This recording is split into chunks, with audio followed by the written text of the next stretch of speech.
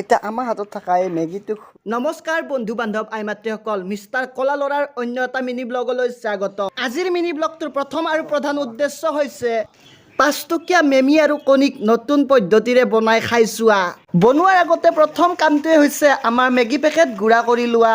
2 number কামটো হৈছে Maggi মছলাটো খুলি মেগী পেকেটত ধুনীয়াকৈ মিহলাই দিয়া। 3 নম্বৰ কামটো হৈছে বাতি এটাত কণী এটা ভাঙি লৈ ঘলমল কৰি মেগী পেকেটৰ ভিতৰত ভৰাই দিয়া।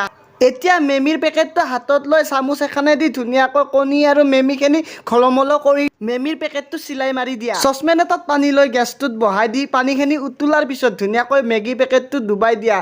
15 মিনিটমান সময় হোৱাৰ পিছত ইয়াক নমাই আনি ধুনীয়াকৈ ফ্ৰিজত ভৰাই থোৱা।